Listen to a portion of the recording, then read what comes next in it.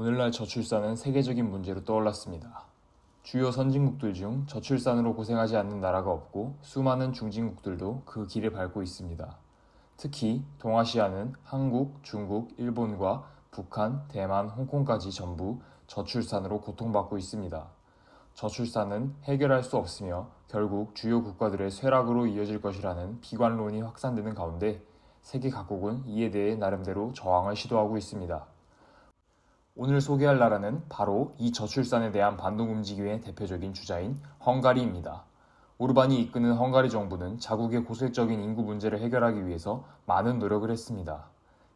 이 영상은 헝가리의 인구학적 배경과 오르반 정부가 시행한 정책들 그리고 그 결과를 다룰 예정입니다. 헝가리의 인구 문제는 무려 19세기 말부터 거슬러 올라갑니다. 당시 헝가리는 합스부르크 왕가를 중심으로 하는 이중 연방 제국인 오스트리아 헝가리 제국의 한 축으로서 광대한 영토를 보유하고 있는 지역이었습니다. 하지만 수많은 이민자들이 타국, 특히 미국으로 이민을 많이 가게 되면서 인구 유출이 발생했고 노동력과 군인들이 눈에 띄게 부족해지게 되었습니다. 불행 중 다행으로 이 시기 헝가리 유출 인구의 3분의 2는 헝가리 민족이 아닌 루마니아인과 세르비아인들 중 영토 내의 다른 민족들이었습니다. 이 때문에 일부 민족주의자들은 이를 오히려 긍정적으로 여겼습니다.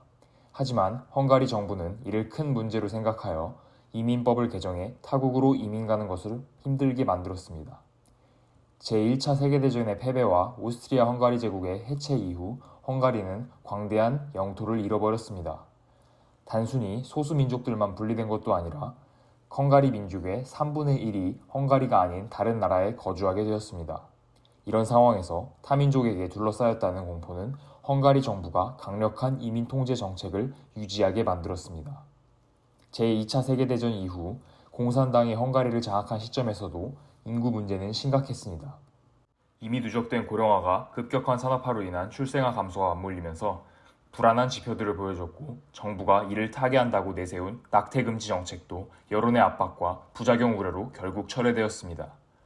공산주의를 피해서 망명을 하는 이들도 있었습니다. 1981년은 헝가리의 사망자가 출생아의 숫자를 넘어선 첫 해였습니다. 당시 헝가리의 인구는 1070만 명이었지만 오늘날에도 970만 명도 안 됩니다. 이때를 기점으로 헝가리의 인구는 오늘날까지 꾸준히 감소하고 있습니다. 헝가리의 인구 감소는 냉전이 끝난 이후 더욱 더 가속화되었습니다. 공산주의 체제의 급격한 붕괴는 경제 위기로 이어졌고 사회적 혼란이 유발되었습니다. 수많은 사람들이 경제적 어려움에 빠지면서 출생률은 폭락하고 사망률은 폭등하였습니다. 헝가리를 떠나 다른 유럽 국가로 이민 가는 사람들도 많아졌습니다. 이 시기에 헝가리의 경제 여건은 추가적인 지출을 어렵게 만들었고 과감한 정책들이 부족하였습니다. 여기에 2007년부터 헝가리의 또 다른 경제 위기가 닥치면서 상황은 계속 악화되었습니다. 결국 헝가리의 출산율은 2011년 1.23명을 기록해 사상 최악의 수치를 기록하였습니다. 이런 여건 속에서 헝가리의 오르반 빅토르와 그의 정당 피데스가 2010년 총선에서 대승을 거두었습니다. 반이민 성향의 민족주의 우파인 오르반은 이민이 저출산의 대안이 될 수 없다고 판단하였고 헝가리인들의 출산율 자체를 증가시키는 게 인구 문제의 유일한 해법이라고 진단하였습니다. 헝가리는 이민 없이 인구 문제를 해결한다는 실험에 도전하였습니다. 오르반 정부의 주요 정책적 목표는 바로 중산층과 상류층의 가정들이었습니다. 정부가 가진 자원은 아무래도 한정적이기 때문에 오르반은 경제적 여유가 있는 중산층과 상류층들에게 집중적으로 투자해서 이들이 다자녀 가정을 이루도록 유도하기로 결심하였습니다. 오르반 정부는 공개적으로 가족주의적, 출생주의적 사회 분위기를 조성하기 위해 노력하였습니다. 개정된 헌법에는 가족이 국가의 생존에 필수적이며 국가는 아이를 낳는 것을 장려한다는 내용이 포함되어 있었습니다. 정부와 여당 인사들은 출생주의적 그리고 때로는 가부장적인 발언들을 하였습니다. 집권한 직후인 2011년 오르반이 처음 손본 것은 바로 세금 제도였습니다. 헝가리는 아이를 많이 낳을수록 유리한 세액공제 제도를 마련하였습니다. 이 제도는 한편 소득이 일정 수준 이상이 되어야지만 온전한 혜택을 받을 수 있도록 하면서 저소득층들보다 중산층과 상류층들에게 유리하였습니다. 2010년부터 2017년까지 이 정책 하나로 헝가리 가정들의 순소득은 64%나 증가하였습니다. 40년 경력 여성을 위한 인센티브 같은 정책도 같은 해에 도입되었습니다. 이 제도는 40년 이상 직장에 근무한 여성들을 위한 조기 퇴직 제도로 조모들이 손자, 손녀 양육에 보다 적극적으로 참여할 수 있게 만들자는 취지에서 탄생하였습니다. 출산 휴가 정책도 강화되었습니다. 헝가리 여성들은 최대 3년 동안 유급 출산 휴가를 쓸 수 있게 되었고, 정부는 이를 뒷받침하기 위해 고용법과 근로법을 워킹맘들에게 유리하게 개정하였습니다. 2015년에는 CSOK 프로그램이 도입되었습니다. 이 정책은 자녀를 지닌 가정들이 주택 대출을 받으면 보조금 지급을 통해서 지원하는 정책입니다. 특히 신혼부부의 주택 보유를 장려하기 위해 신축 주택에 대한 부가세율을 27%에서 5%까지 낮추었습니다. CSOK 프로그램의 혜택은 자녀가 늘어날수록 큰 폭으로 증가하는 등 다자녀 가정들을 장려하는 방향으로 설계되었습니다. GYD 아동수당도 2014년에 개정되었습니다.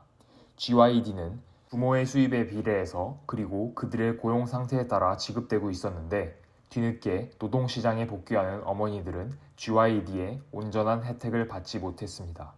정부는 아동수당 지급 기준을 완화하여 여성들이 더 여유롭게 노동시장에 복귀할 수 있도록 하였습니다.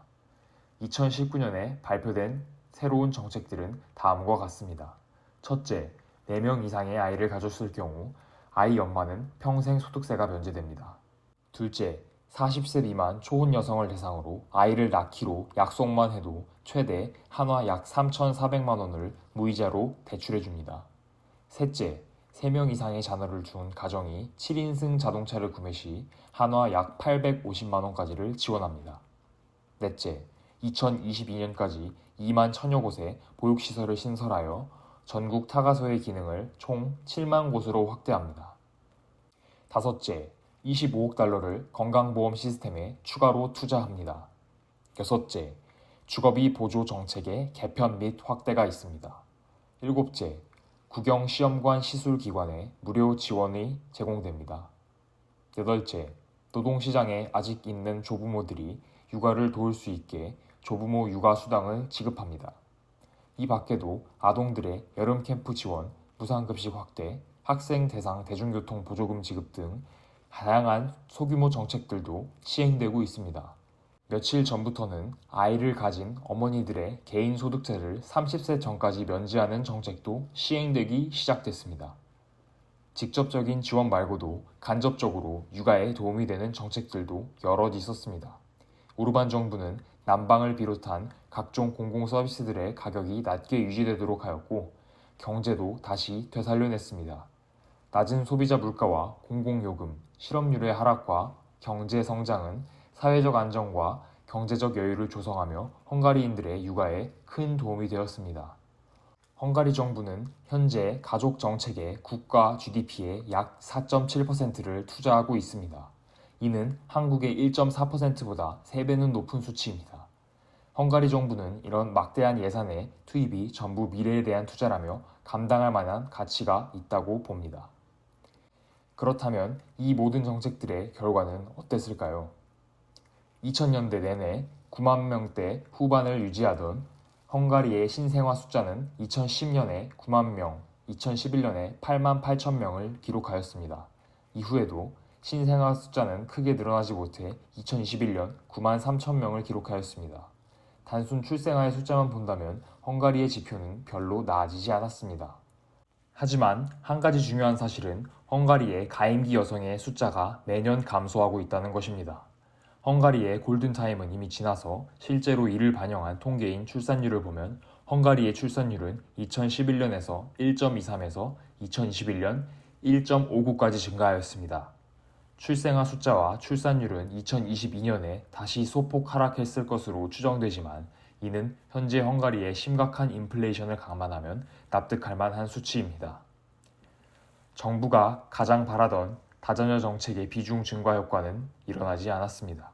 실제로 헝가리에서 태어나는 아기들 중 셋째나 그 이상의 비중은 여전히 전과 다를 바 없이 20% 초반을 맴돌고 있습니다. CSOK, 자동차 지원금과 같이 다자녀 가정을 장려하는 정책들은 본래 의도한 효과는 가져오지 못하였습니다. 그러나 중요한 것은 헝가리의 혼인 건수와 기혼자 여성들의 출생률이 폭등했다는 점입니다. 기혼자 여성들의 출생률도 크게 늘어났습니다. 헝가리 기혼 여성들의 출생률은 여성의 연령대를 가리지 않고 늘어나면서 건강한 지표를 보여주고 있습니다. 한국과 같이 노산이 문제가 되는 환경이 아닌 것입니다. 헝가리 정부의 정책들 덕분에 오르반 정부가 거의 안 건드린 낙태율 또한 자연스럽게 40%나 하락하였습니다. 기존에는 경제적 부담 때문에 낙태를 택했던 수많은 여성들이 경제적 여건이 마련되자 어머니가 되기로 결심한 것입니다. 또한 이혼율도 꾸준히 하락하여 이혼 건수는 2012년과 비교했을 때 무려 40%나 줄어들었습니다. 한 가지 재미있는 사실은 헝가리 정부가 종종 전통적인 성관념을 강조하고 가부장적인 측면을 강조했지만 실제로는 오히려 맞벌이 가구들과 노동에 참여하는 여성들에게 유리한 정책을 폈다는 것입니다. 또한 타가소 증설과 출산담보대출처럼 주요 공약층이 아닌 저소득층에도 긍정적인 정책들도 시행하였습니다. 결국 헝가리 정부의 모든 광범위하고 과감한 조치들 그리고 간접적으로 영향을 준 정책들은 분명히 긍정적인 효과를 가져오고 있습니다. 혼인율과 출산율은 상승하고 낙태율과 이혼율은 감소하고 있습니다. 물론 결국 더 지켜봐야 알겠지만 적어도 현재까지는 저출산 트렌드에 대한 헝가리의 저항이 적잖은 성과를 내고 있는 것으로 보입니다.